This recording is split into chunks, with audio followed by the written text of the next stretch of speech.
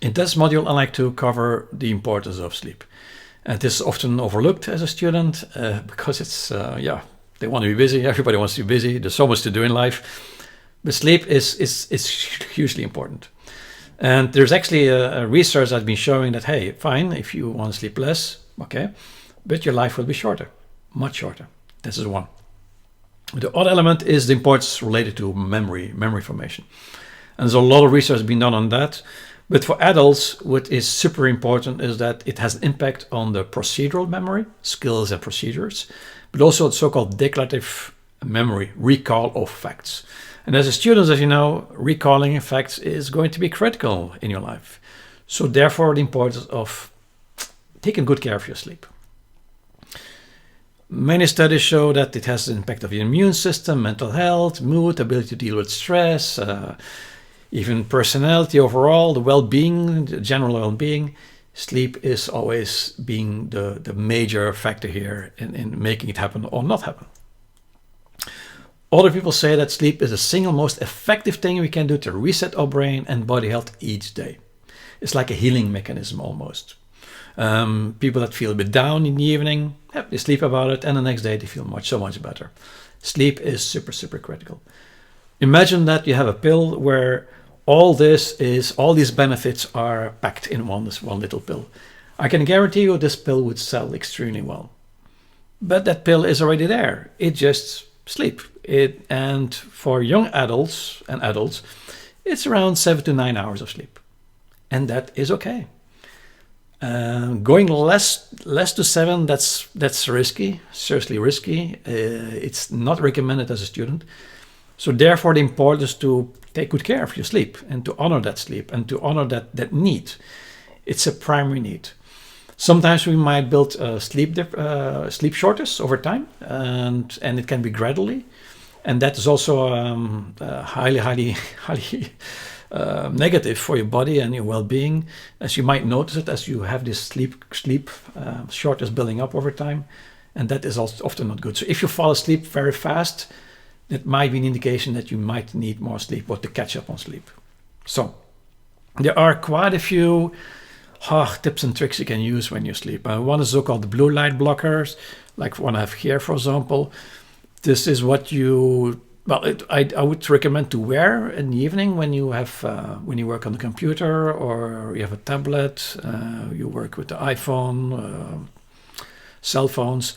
A blue light blocker is extremely helpful. My sleep improves dramatically when I start using blue light blockers, like this Latix one. It is highly recommended. The other thing is it's like catching your sleep train. What I'm saying by that is there's this moment in the evening where you feel like you need to sleep, and I would honor that sleep train, that movement, and catch that train. If you miss that train, it's like you get wake again, and then you have the next wait for the next train. So often it's a movement, so honor that movement. Other elements you can do is having evening ritual where you slow down, where you take it easy or you relax and take your time for that instead of being busy till the latest hours. I would highly recommend to have a 1 hour cool down, no study between the latest study time and your sleep. Probably you need more than 1 hour just to have your mind settle. Definitely no sport, no late meals, things like that. That is not going to help you at all. My recommendation: no coffee after 3 p.m. because it has an effect later in the day and even in your sleep. For your bedroom, to make sure it's dark enough, that the temperature is lower, no noise. If you can block out noise, that will help a lot. Have your bed sheets washed every week. That depends a bit on the climate you live, but every week that's a good habit. Just to make sure that everything is fresh, because in your sleep you sweat a lot. You will.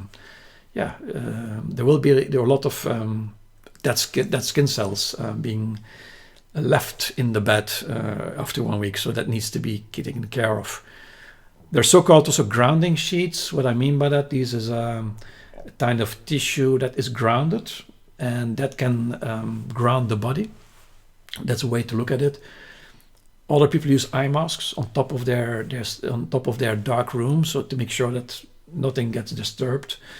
Earplugs, I would advise to have earplugs ready in case there is something happening in the evening somewhere around in the neighborhood, that you can make sure that you have something ready that you can take action and act on that. Mosquito repellent, make sure you have mosquito repellent in the house. If there's one annoying mosquito around and you have next day exams, well, before you find a mosquito, you will lose time. Make sure you have all these things in the house that can, so that you can quickly fall back into sleep and take care of your sleep. So there are many other advice that I can give. You might have found your own system, but these are the ones that I would recommend. Another good trick that I found is the so-called the 10% method. What I mean by that is that you go to bed when you still have energy. Most people go to bed when the energy is completely depleted, when the battery is empty, and then they try to sleep, or sometimes they extend it. In this method, you go to bed when you're not tired yet. You still have energy. And because you still have 10% energy left, roughly 5 to 10% energy left, you will sleep so much better, and you will wake up much more refreshed because your battery is not fully completed. So that's a nice trick you can use to make sure that you stay fresh in the morning. That said, it's probably the top one priority to do as a student is to respect your sleep. That there is no discussion about it. A regular sleep, sufficient sleep in a good environment is going to have a huge impact. So again, sleep is the single most effective thing we can do to reset our brain and body health each day. Apply it. It is no-brainer, right? No-brainer. Even during exams, honor your sleep. And the so-called all-nighters, when students skip their sleep, it's the stupid thing you can do. It's better to sleep well instead of shortening your sleep. There's no excuse to cut into your sleep just because you need to study more. So that's the bad planning to start with. Sleep should be your top priority from day one. So keep on practicing that. It's going to be very, very relevant. So see you in the next module.